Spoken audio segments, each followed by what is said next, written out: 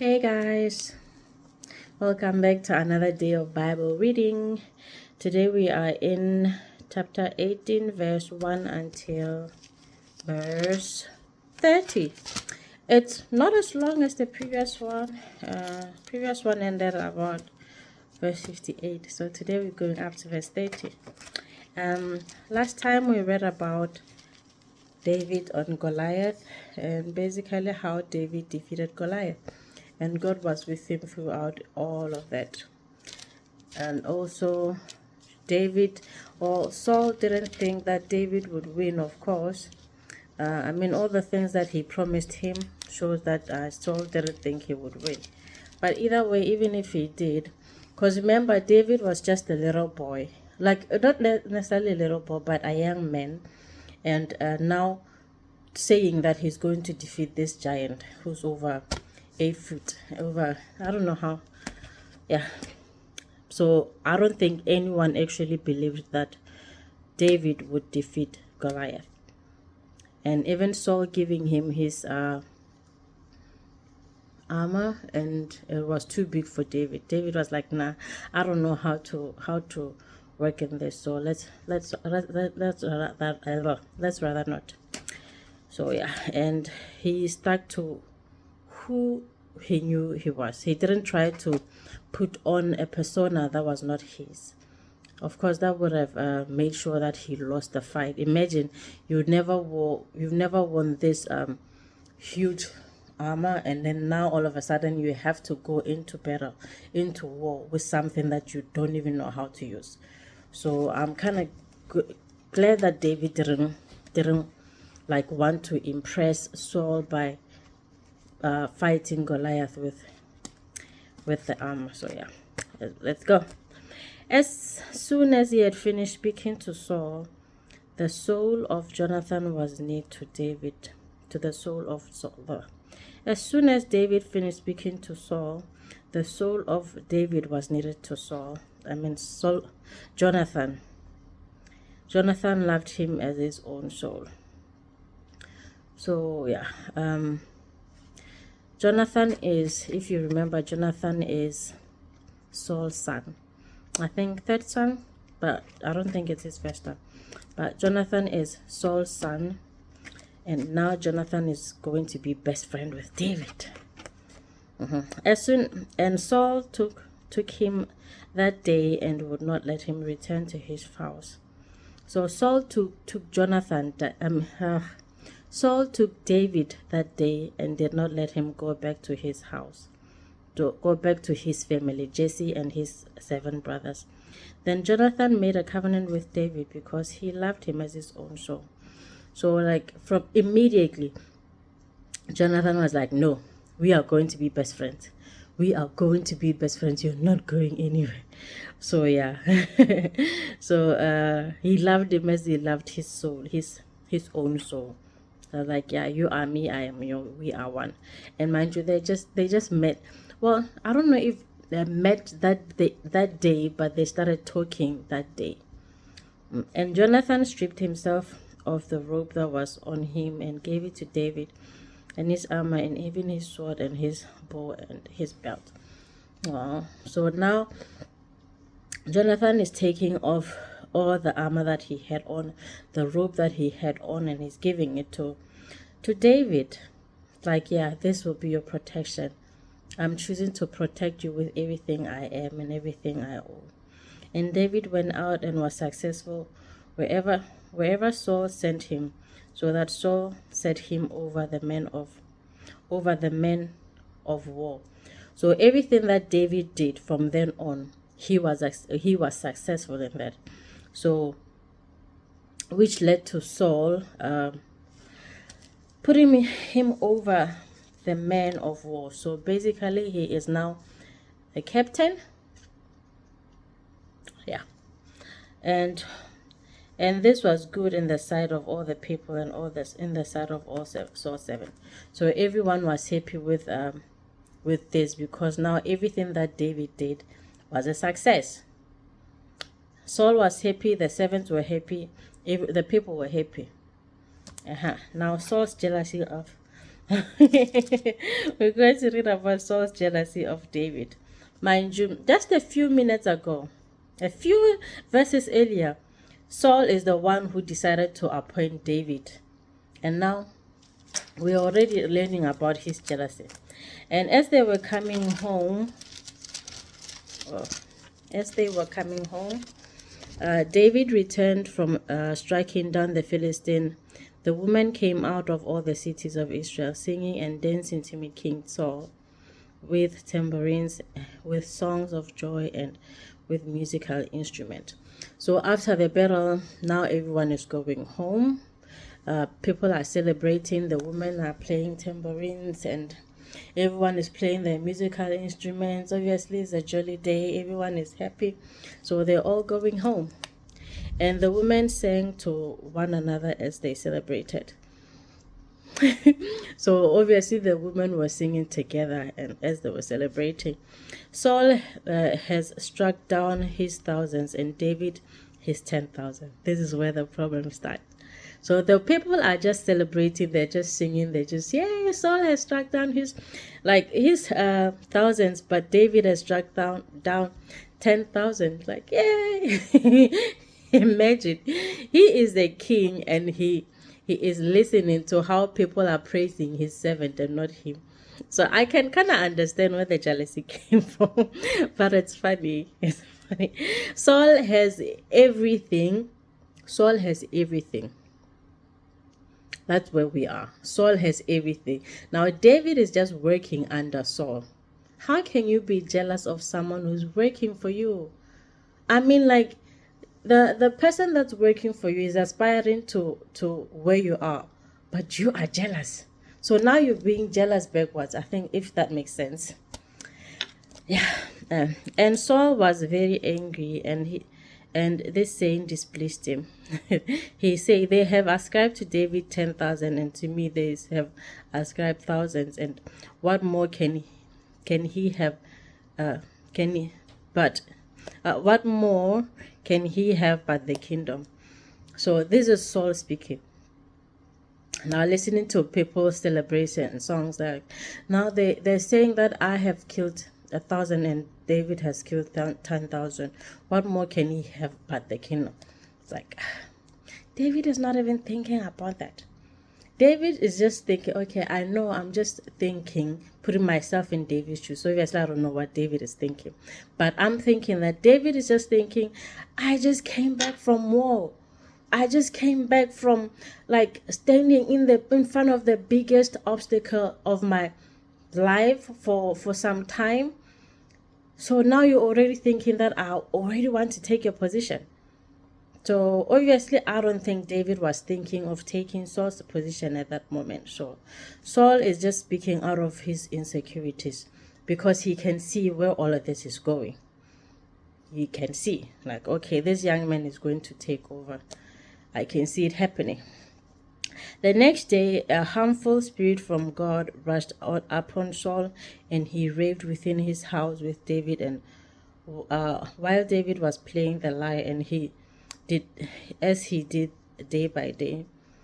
So okay, so yes, as you know, David plays Saul's the lyre to Saul to calm him down.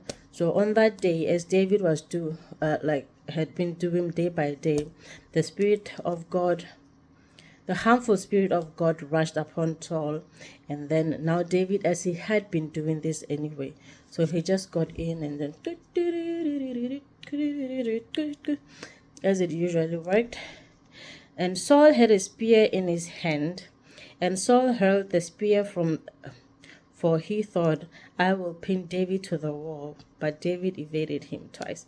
So this is the picture that I'm getting. So David is just blissfully playing, not even thinking about anything. He's like, yeah, I'm just doing my job. I mean, as much as yes, I defeated Goliath, I still have a job. Like, as much as yes, I'm defeated the enemy of the state, I still have to do dishes. So that's David was thinking. And then Saul, out of his jealousy, he had a spear by his side, and then he just took it and held it at David, thinking that I'll pin him to the wall. But David just got out of the way, evaded him twice. Saul was afraid of David because the Lord was with him, but he had departed from Saul. Now Saul, I think he's finally seeing that, yes, the Lord has departed from him. Saul is like, okay, I can see. Everything is evident now. So now he is afraid. He can see everything, like the little minute changes that are taking place already. He can see them. And obviously that is making him fearful. So Saul removed him from his presence and made him a commander of thousands. And he went out and came in before the people. So I think Saul, when he removed David from his presence, he wanted to put David in like the front line of war, death, whatever. But yeah, hoping like, yeah, he'll just be another casualty of war. So that's what I think. I could be wrong.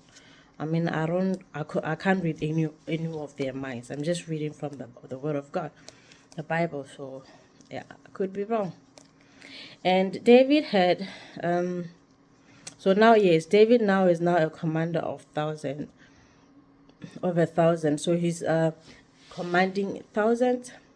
I think is it, as far as I know, there's a commander of 50s, hundreds, thousands. So I don't know if there are, like, say for example, there are 5 commanders of 50s, for example, or 10 commanders of 50s, 50, 50, 50, 50, and then there's out of those commanders are also commanded by the commanders of hundreds, and then those commanders of hundreds are now commanded by the commanders. I don't know if that's how it works. I'm just assuming it could be.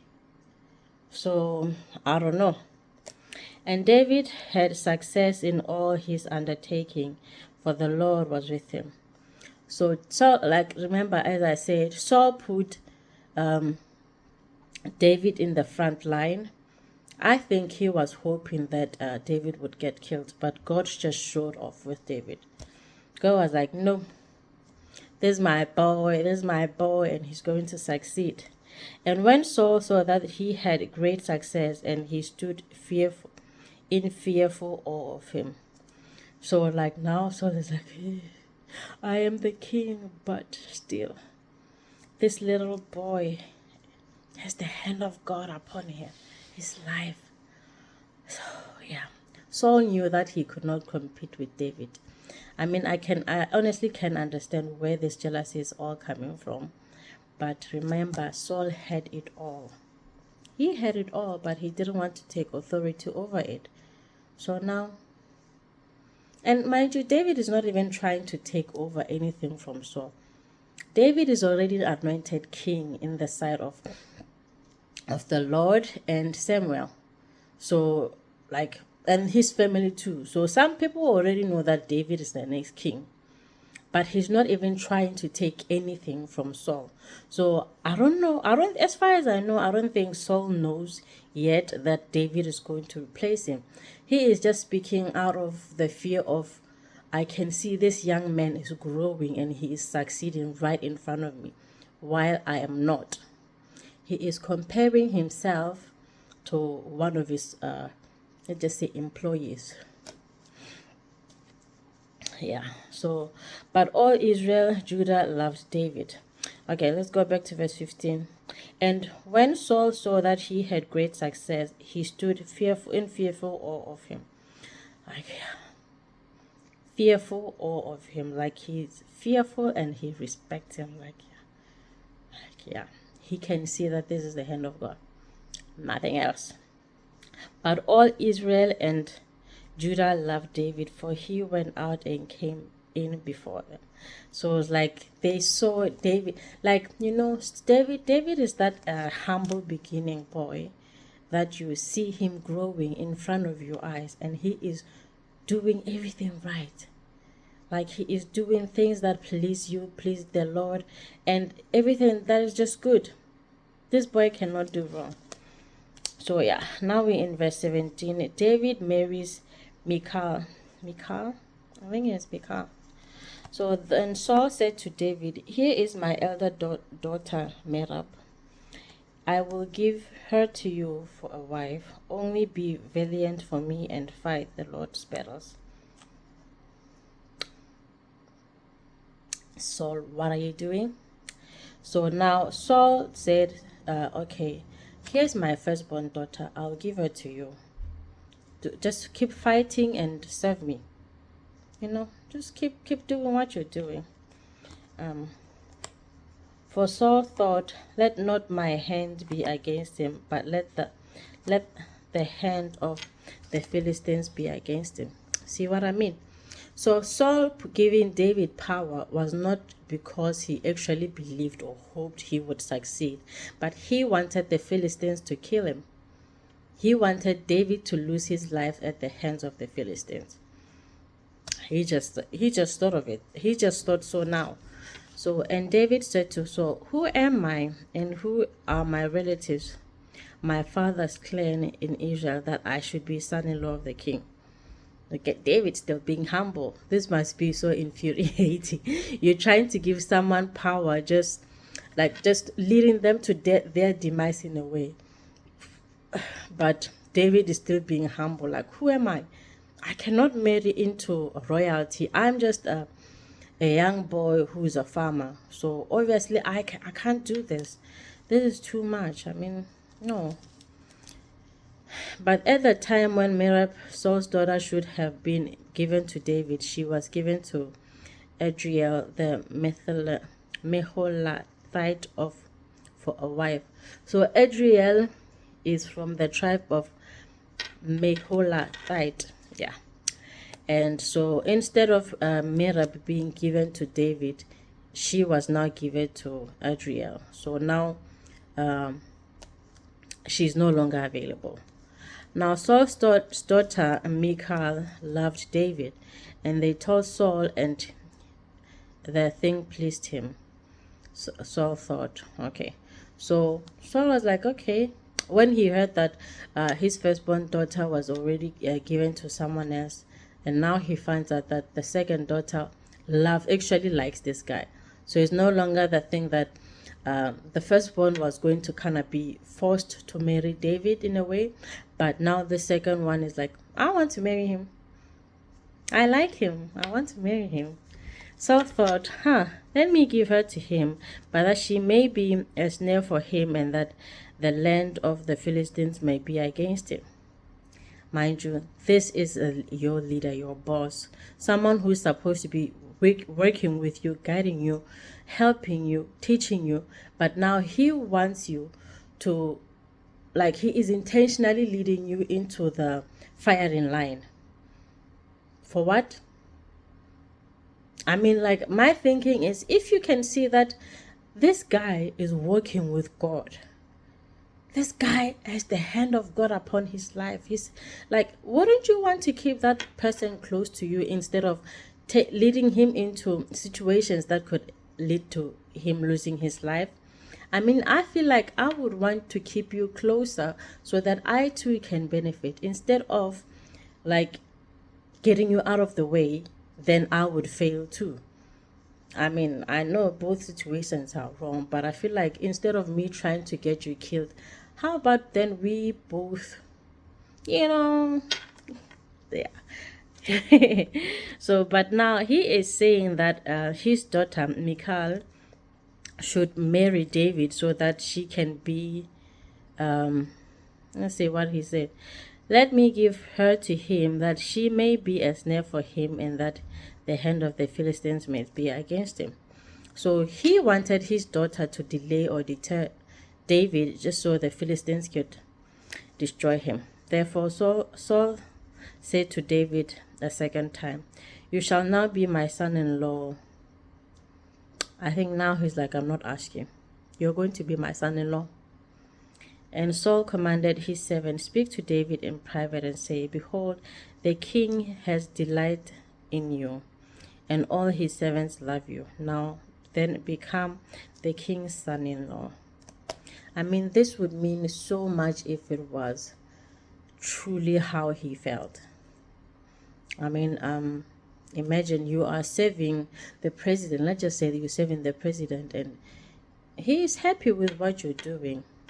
And now he's like, you should marry my son. I mean, for me, because I'm a woman, you should marry my son. He's a good boy. And I think you guys would make a good couple, a good relationship. If it's coming from the point of view of you're good, he's good, let's put good and good together to make great, that is awesome.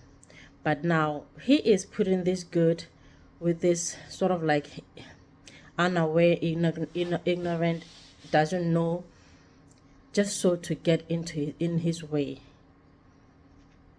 Then it truly shows the heart of Saul. I mean, we knew already that the Lord had left him, but yeah. Yep. Yeah, so he's now telling his servants to tell David that the king delights in you, so you should now marry his daughter. He would like to have you as his son-in-law. And Saul's servant spoke those words in the ears of David. And David said, does it seem to you a little thing to become the king's son-in-law, since I am a poor man and have no reputation? David is being logical here. He's like, does it seem to you like it's a small thing for me to be the son-in-law of a king? This is not just the son-in-law of an ordinary man. This is the son-in-law of a king. Does it seem to you like this is a small thing? You are saying this as if like it's just making breakfast. It's not small. This is the king. I have no reputation. I'm poor. I'm just a young boy who, like, you are putting too much or expecting too much out of me. And the servant of Saul said to him, thus and so did David speak. Then Saul said, so basically they told Saul what David said to them. Then Saul said, thus shall you say to David, the king desires no bride price except 100 foreskins of the Philistines, that he may be avenged of the king's enemies. And now so Saul is like, no, I don't need anything. I understand. I'm not asking for a bride price. I just need you to give me 100 foreskins of the Philistines. So basically, kill the Philistines and get their foreskins, and then that would be my bride price. Imagine. Yeah. But now Saul is saying that this would be to avenge, that he may be avenged of the king's enemies. That's to because they are his enemies. It's not for anything else. I just want you to get these people out of the way because they are my enemies. David obviously is thinking, oh, I mean, we want the same thing. You and I, we're on the same mission. Okay, yeah. I mean, I want you to succeed as a king. So now you are asking for my help, even though it's indirectly. So yeah. So now Saul thought to make David fall by the hand of the Philistines. Obvious. I mean, I think we saw this from a mile away. Saul said this because he wanted David to fail. I mean, to lose his life at the hands of the Philistines. And when his servant told David the words, it pleased David well to be a king's son-in-law. So now David was like, oh, I don't have to pay millions of money for the bride price. All I just need to do is get 100 foreskins. That I can do. Yeah. So it pleased David now to see that he can be the son-in-law of the king. David is now like, oh, then I can be the son-in-law. But before the time had expired, David arose and went along with his men and killed 200 of the Philistines. So before time ran out, David got up, I think as soon as possible, it just means as soon as possible. David got up with his men and they killed 200 Philistines. David was like, yeah, you want 100? I'll double you. I'll give you 200. And David brought their foreskins with which were given in full number to the king, that he might become the king's son-in-law. Imagine. So David basically did what Saul asked. Imagine just giving him the 200 foreskins now. They're not 100. Ugh, yeah. And Saul gave him his daughter Michal for a wife. But Saul, you see how when your intentions are good, are bad, even the bad things that you want to do, God will turn around. If you are a child of God, so your intentions are bad, you want people to fail, and then you put them in like harm's way.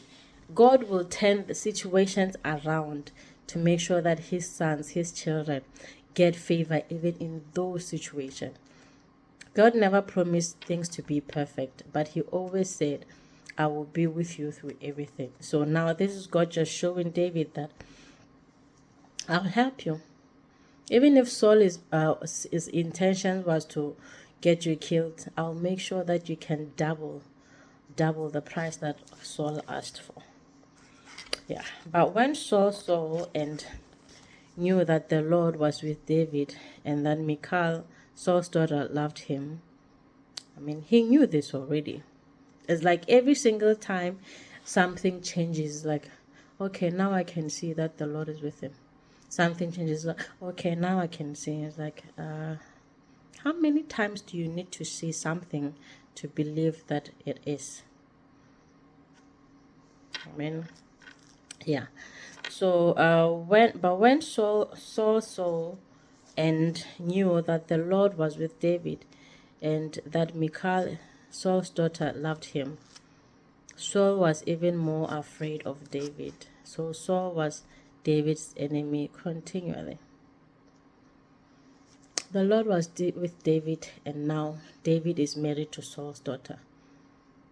The same daughter who Saul gave to David. David didn't want to marry Saul's daughters. Saul, no one, unprovokedly, so no one told Saul anything. Saul was just like, let me say he should marry my daughter. I think that's a good idea. He was thinking, of course, that his daughter would be a hindrance, but God was more powerful. So unprovoked, Saul just offered his daughter to be David's wife. And now it happened. Now all of a sudden it's like, oh no, what are we going to do? Okay. And then, the commanders of the Philistines came to the battle, and as often as they came out, David had more success than all the servants of Saul, so that his name was highly esteemed. So that's the end. So the Philistines kept going out to fight. Obviously, the war doesn't stop. The battle doesn't stop. So there's two enemies. So the battle doesn't stop. It's a continual situation. So as much as the Philistines came out, David came out and defeated them. So you can fight as much as you want. David came out and defeated them all the time. So which shows that David's name was highly esteemed. God's hand was on David, and Saul knew that. What can you do? So now we have Saul's daughter married to David, and Jonathan, Saul's son, being David's best friend. But you, the father, want to be the enemy. Your children can see that this man is highly favored and they're positioning themselves close to him. But you are choosing to be the enemy out of jealousy. We can obviously see that the problem is Saul. So ladies and gentlemen, that's it for today. I hope you have a great day, and see you next time.